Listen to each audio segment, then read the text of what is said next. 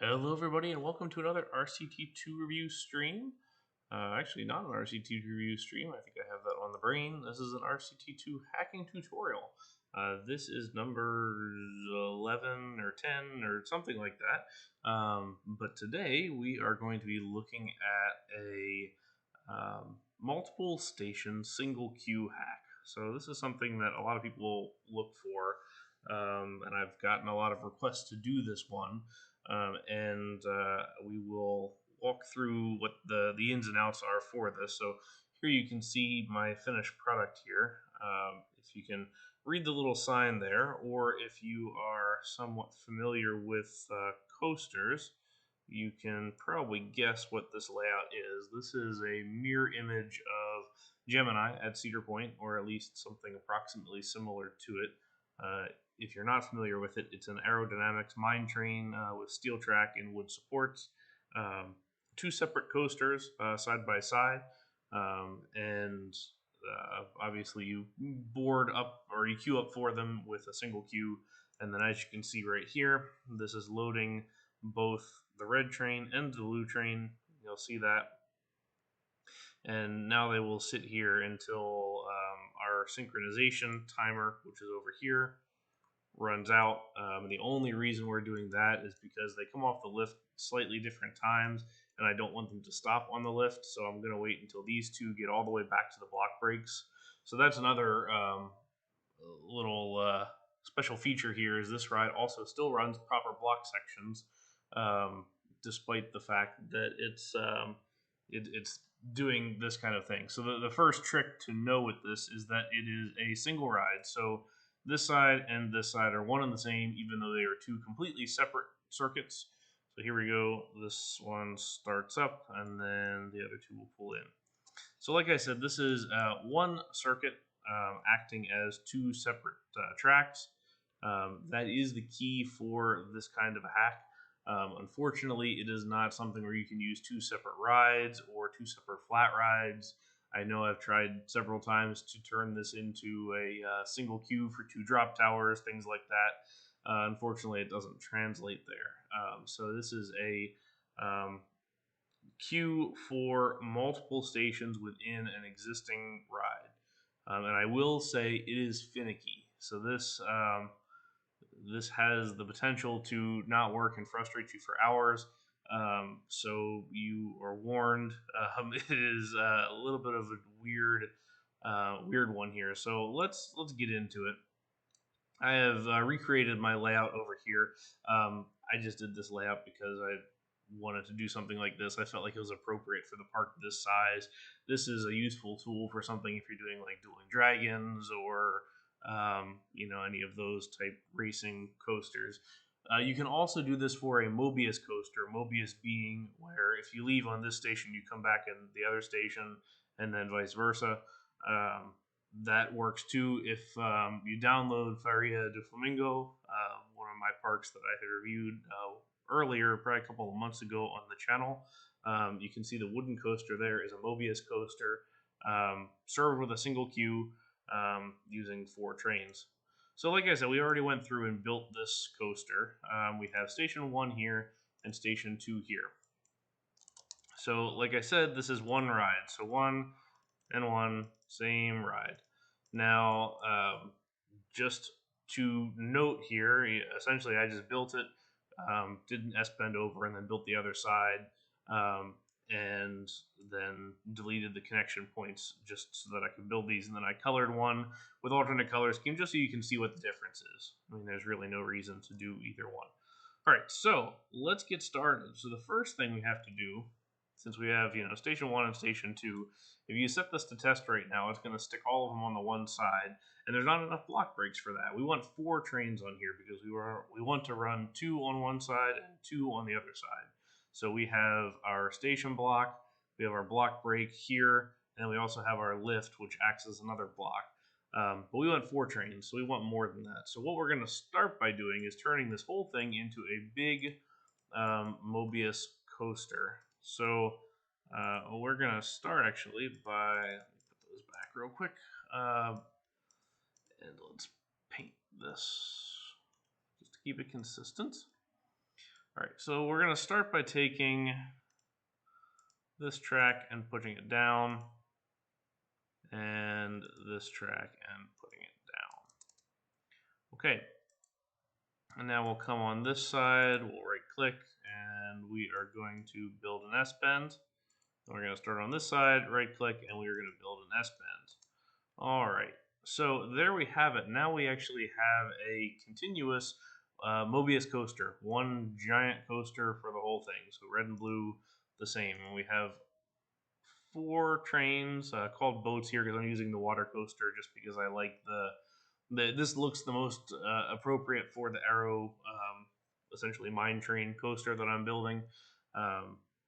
It would say, of course, coaster for other things. But anyway, let us set this to test so we can see a couple of different things, and it's not doing right. So, as I said, finicky. So what we're going to do is a couple of things here.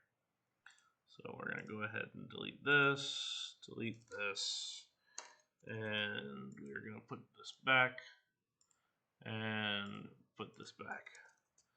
And so we are going to start here, paint this again, and we're going to lower this whole section. So we're going to make a 3x3 or 2x3 bit right here. And we're going to take each of these and lower them down so that this will cooperate for us. Okay. And now we'll build this track here, and we will end up with no additional extras anywhere else, no pieces sticking out, no anything like that. So let's see what we've got. You can see we have 1, 2, 3, and 4. Now your trains are going to always stack up when you start them from station 1, which is the red track here, and they're going to go just in order of where it is. So station 1 has train 1, and then train 2 is right behind it in the block. The next block back is the lift, so that's here, and then the next block back is this one. All right, so what we want to do is get them set up so that they are there's two on one side and 2 on another side. So we're going to go ahead and test this around. And so you can kind of see how the blocks work right now. So the red block is, or the red track is kind of running the blocks for the blue track. So you will see this blue coaster right here is just waiting on this. So here we go, cross, and now what we're going to do is close this up and let everybody come home. So this is going to get us red on red and blue on blue. I didn't necessarily do that on purpose. I believe any train can sit on any side. It doesn't really matter. So you can kind of do what you want there.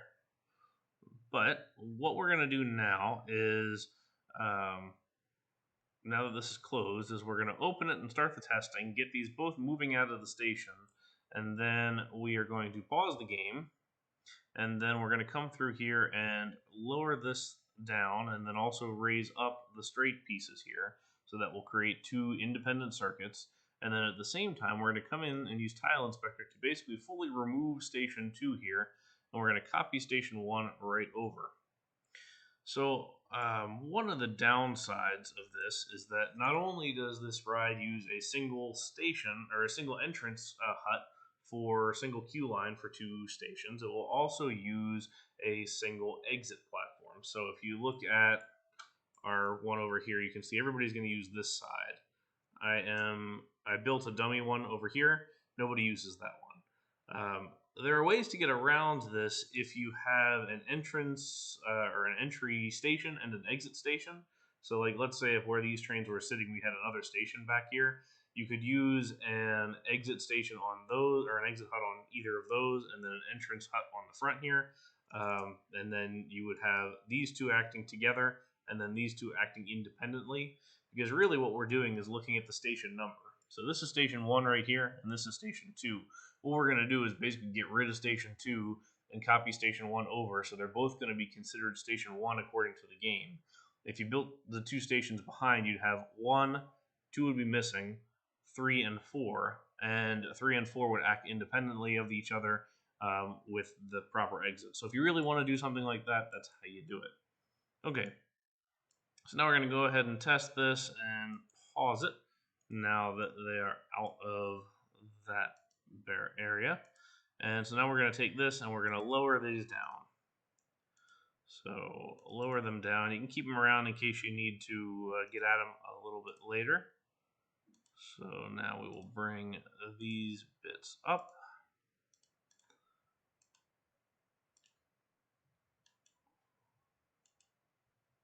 There we go. There we go. And here we go. All right. So now we have an officially 2 separate circuits with 1 train or one track. So now we'll go through here. We're going to delete all of these. Just get rid of it. The whole thing. Take this hut and delete it. Take this hut and delete it. All right, and now what we're going to do, don't unpause it, is go through here and copy this one over. So we're going to click the track, click copy, click paste. Before OpenRCT, you had to do this in WinHack, and you had to, or any kind of hex editing program, you had to go in and you had to change the station ID to match the original station ID. Honestly, that was somewhat simpler if you knew the process for it, but still not too bad. So make sure when you copy this, you copy each piece. So this station is 5 tiles deep, so we'll call it 1, 2, 3, 4, 5. Make sure you copy those across the way properly when you do that. Okay, so now we're set, so we're going to unpause this, and this one is going to say it's arriving at station 1, which is fine. It's just going to drag itself along very slowly and wait for itself to get along. So it's going to take its time while red one goes along and does its thing. So we'll speed up a little bit, and then if we set this out to test, you can see that once the blue one gets to the top, it's going to stop because it is going to obey the block sections for that side, and we will wait and see. So we're going to let this guy get around. Let's speed up just a little bit more. Even at full speed, it's taking its time. I think you can get around this if you just let it come fully out of the station, but you know, this is the process that I've done, and I'm superstitious, so we're going to leave it like it is. Now we'll close it. So this guy is operating like he should, proper speed, full speed, just traveling along as he does. Same thing with this guy here. Okay. So we click synchronize with adjacent stations, and because of OpenRCT's additions as far as synchronization of stations go, you have 8 tiles on either side of the station, I believe, to synchronize. So we don't actually need to connect these with dummy stations to get them to work. It's the same deal that we had that we were trying to avoid with our log flume, if you recall our last tutorial. So now that this guy's coming back, since we're synchronized, we are good to go, so we can test this, and they will come out together. Let's speed this up just a little bit. Let them come up the lift hill, and then you can see that the next one will go ahead once they get off and go. Now the challenge that we have here is they are going to stop up here at the lift hill, and they're going to come in at different times, so now they're going to be off sync. We don't want that. We do want them to wait a certain amount of time, but I've found a trouble with this because the game thinks that both of these stations are the same station, and if you run the queue line up here, they will often load on one side, and when they complete that loading, it'll just send the train. So the way that we get around that is by setting up a dummy control track, and we're going to put that over here. Basically, we're just not going to put it within this diagonal or the horizontal location here, so it doesn't interfere. So we'll just put it off to the side. I use Virginia Reel just because it's easy. You can use whatever you want. Something with tight turns is good. You just want a short thing. You want a single car and a single train. And you want to synchronize this with stations. And now what you want to do is go into that tile inspector, take the first tile here, and we're going to copy it. And then we're going to paste it, and we are going to stick it right there. So now when we test this and we test this, once this guy comes around, you can see they're sitting here waiting nice and patiently for our Virginia reel to send it out. So now all we have to do is adjust the minimum waiting time for the Virginia reel, which we're going to go way high up here. We're going to go to 80 seconds. So 80 seconds was a trial and error thing. Basically what I wanted to do with this guy over here, you can see this one is 80 seconds. I wanted to see how long it took from when these dispatched until they came and parked back here. They didn't need to park right back there. They just needed to be pulling into the brake such that by the time these got to the top of the station, this block would be cleared and they could go off and do their thing.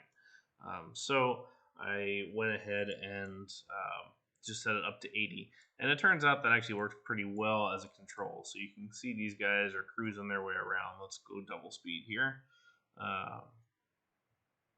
And watch them come in. This is not a block, by the way, just some brakes to fake a block over there. And Real Gemini is a block. And so now it's going to park there, and it actually didn't dispatch that time. Let's see what the trouble was.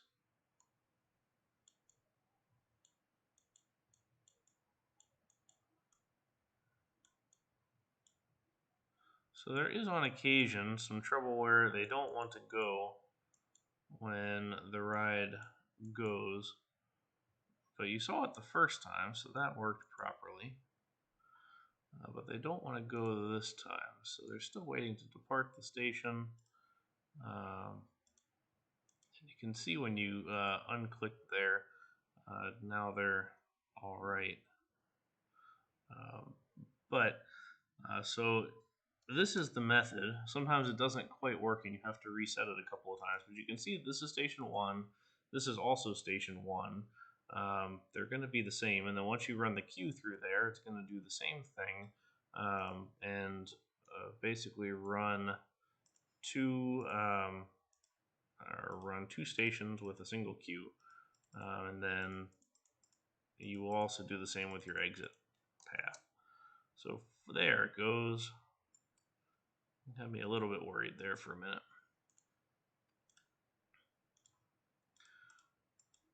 So what we'll go ahead and do is set this up and see. Now the challenge with this is that we're getting some weird ratings on this because of just how it works. So we will go in here into the console, and if you've never done this before, you go into the console and you type rides list. The console can be opened by pressing the tilde button on your keyboard. And we are looking for Roller Coaster 2, which is ride number 21 here. And if you do rides set excitement, and you want 021 because that's the idea of our ride, and then we'll put 900. That's going to peg our. No, it's not.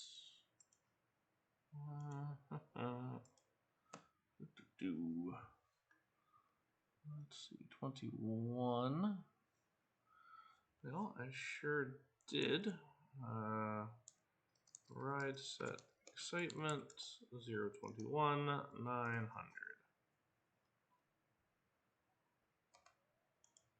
There we go, 900.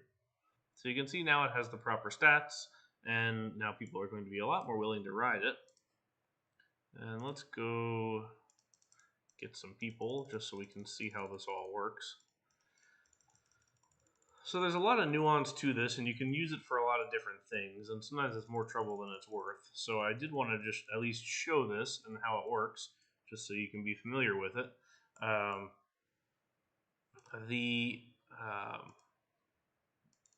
There are some other options that are coming along. So Ollie414, and I will put a link to his YouTube channel in the description. He has developed a plugin that basically creates triggers and switches such that the coaster can run basically a double station or a station like we did with our log flume, and you can run it as a single ride. And every time something passes over a trigger point here, it will switch the track, whether it goes left, then right, then left, then right, and then on the front side it'll do the same. It's a really, really cool feature, and I'm going to feature that in some kind of a future tutorial, most probably.